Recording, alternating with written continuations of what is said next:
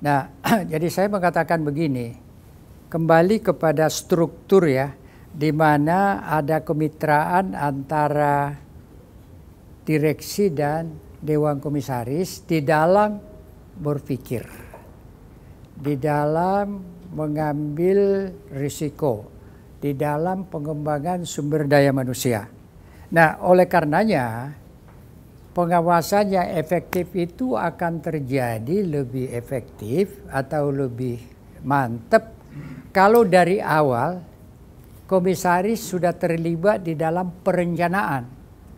Karena apa yang terjadi adalah bahwa apa yang direncanakan itu telah diketahui oleh komisaris yang kemudian dieksekusi oleh direksi lalu diawasi oleh Dewan Komisaris.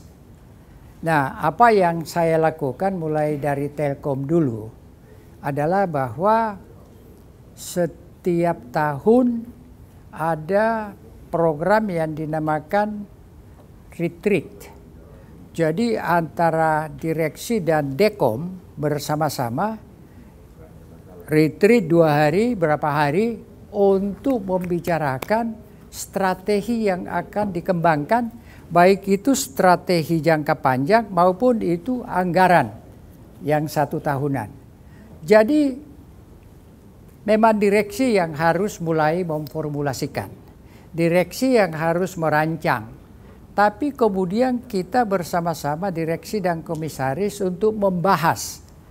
Komisaris melakukan kritik yang konstruktif. Ya jangan asal kritik gitu ya. Di-criticize intellectually, secara intelektual. Makanya komisaris yang berpengalaman itu biasanya banyak memberi dukungan terhadap penciptaan daripada satu rencana jangka panjang maupun RKAP, karena kemudian itu menjadi tanggung jawab bersama kan. Nah, RKAP yang melenceng daripada rencana itu bisa segera ditemukan oleh Dekom untuk diambil langkah-langkah perbaikan. Karena kontrol inherent di situ adalah pengambilan corrective action. Jadi kalau kontrol tidak ada corrective action terhadap penyimpangan, itu bukan kontrol namanya. And you can do that better kalau dari awal Anda sudah terlibat di dalam proses perencanaannya gitu ya. Dan dengan demikian juga biasanya kan sesudah ada RKP masih ada permintaan dari direksi untuk persetujuan Dewan Komisaris. Itu juga bisa cepat sekali karena dari awal kita sudah sama-sama. Nah, ini adalah model daripada one tier board system sebenarnya. Dan kalau ini Anda lakukan seperti yang saya gambarkan itu, maka Dewan Komisaris akan memberikan kontribusi yang efektif sekali, nyata banget gitu ya. Dan direksi mestinya senang. Karena apa? Mereka tidak akan salah langkah lagi. Saya rasa ya direksi itu semua beritikat baik untuk memberikan yang terbaik. Tapi kalau sudah salah, bagaimana mendefine itikat baik itu dong? Tapi dengan komisaris bersama-sama itu memperkuat itikat baik itu karena dilandasi oleh ilmu, pengalaman. Itu sebabnya maka saya mengusulkan bahwa Dekom dan direksi harus bermitra seperti halnya dengan one tier board system, sehingga dengan demikian pengawasannya pun itu bisa berfungsi secara sangat efektif sekali. Saya sekarang saja baru setahun di apalagi namanya Bio Farma ya. Jalan 6 bulan saya sudah lihat kok ini nggak bakalan nyampai kita. Kami minta ya, Dewan Komisaris, Anda duduk lagi, Anda reformulasikan RKP Anda. Ya memang di RUP kementerian kan sekali dibuat itu dia nggak mau roll lagi. Tetapi demi pengawasan, saya mengatakan tell me what you can really do. Dan I will follow on that commitment.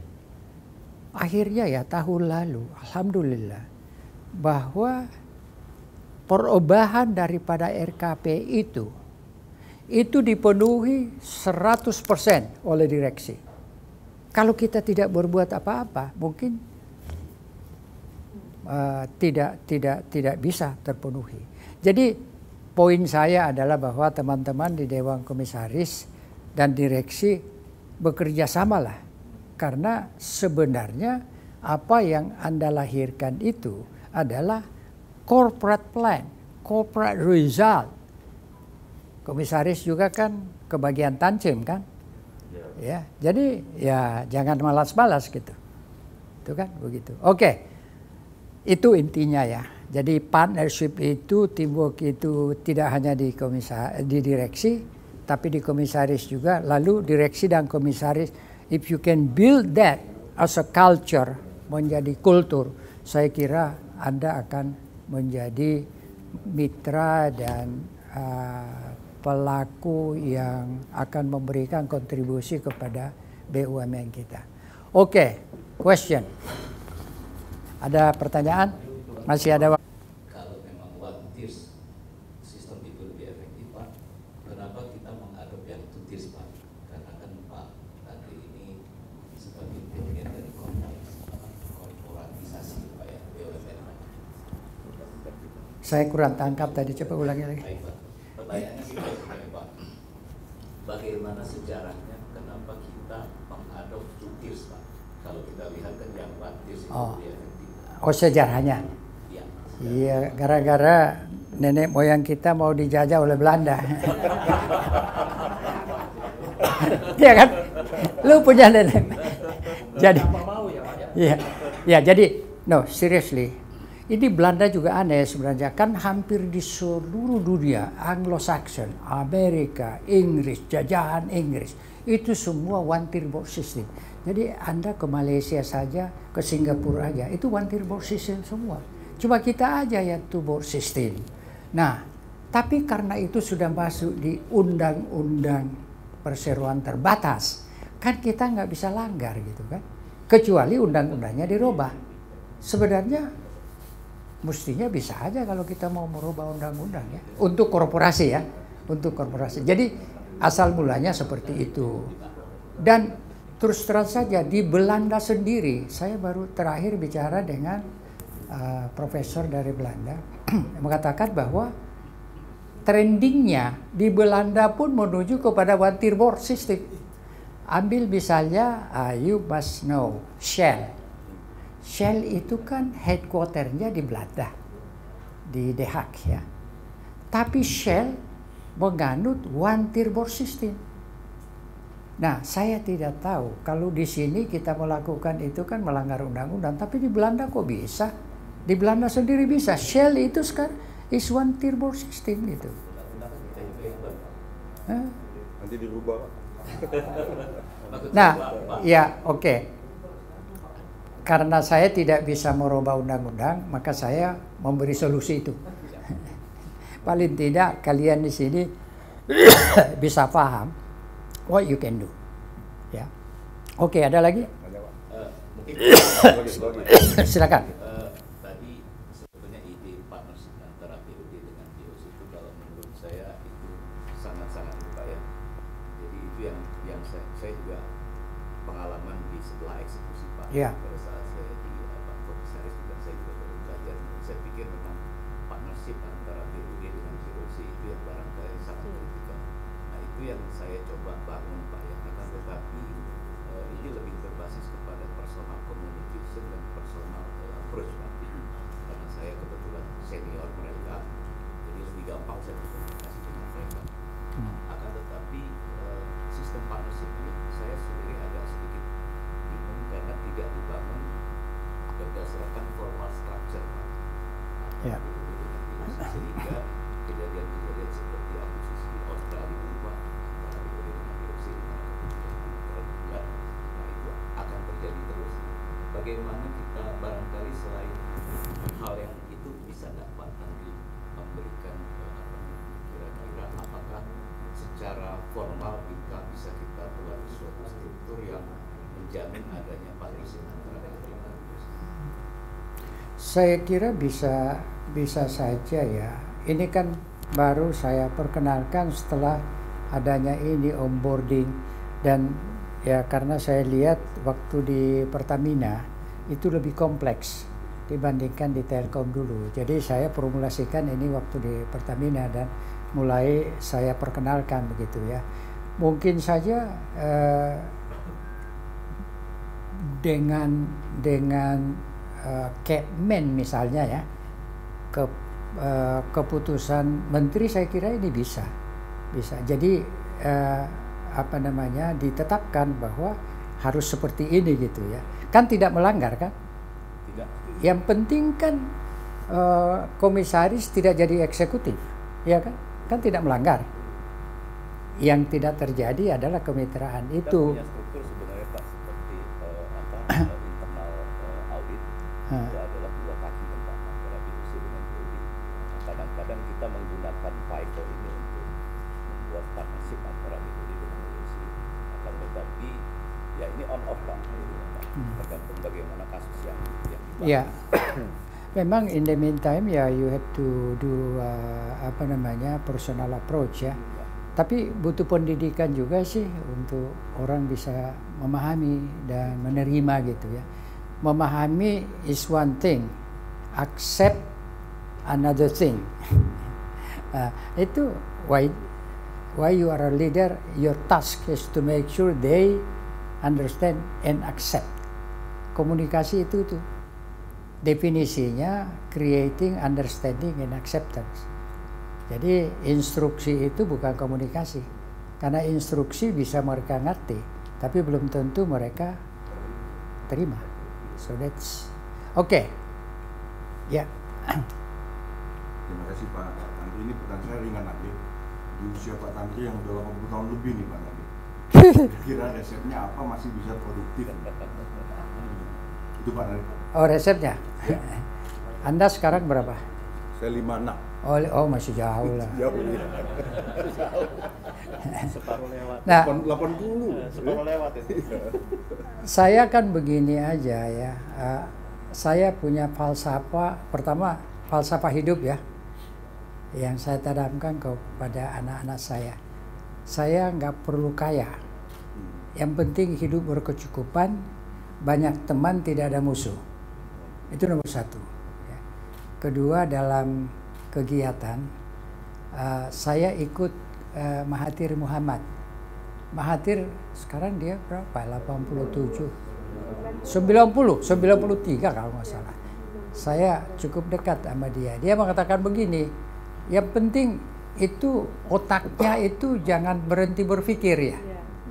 So you exercise your brain all the time. And then dia bilang itu kaki bergerak gitu ya. Jadi saya masih main tenis gitu.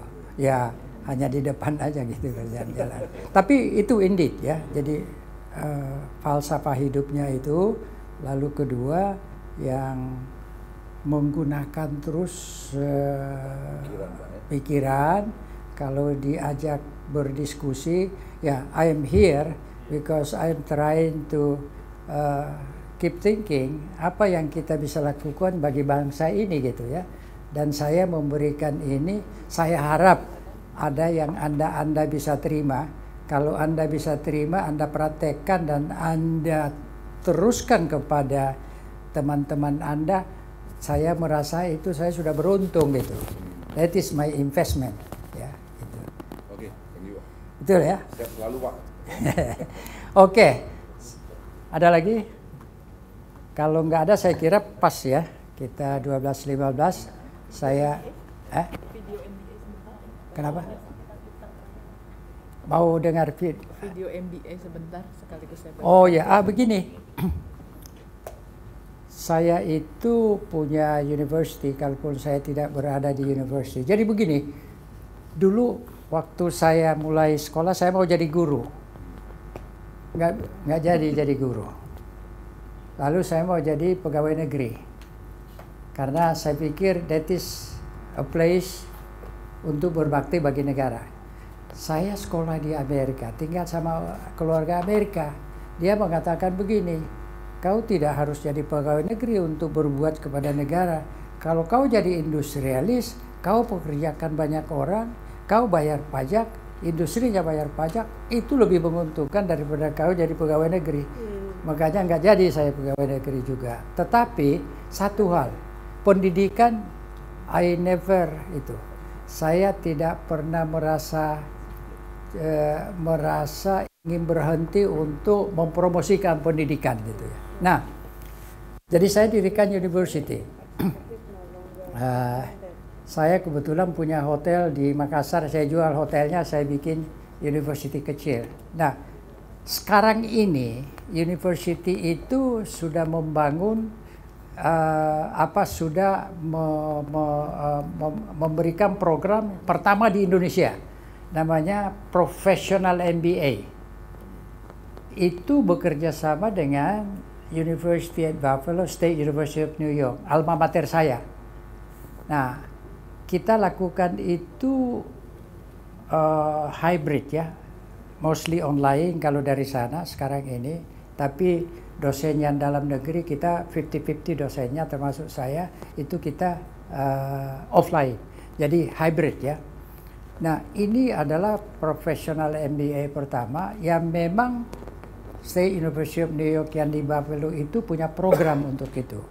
Jadi karena mereka merasa bahwa saya sebagai alumninya itu berbuat sesuatu membawa nama baik daripada university, they contribute 3 profesor free gitu ya. Jadi itu sebabnya maka kita memperoleh basically international standar dengan harga lokal. Jadi MBA-nya itu hanya berapa ya? Kalau nggak salah $7.000 ya. Kalau kita ke Amerika MBA itu $60.000. Tapi tidak berarti kualitasnya tidak baik ya. Rupanya ada brosur yang dibawakan Arab, maybe this is not for you. You udah jauh di atas. Tapi if you want to develop people, anak-anak yang misalnya mungkin umur 30 sampai 40 tahun, 45 tahun, middle manager itu cocok masuk di sini. So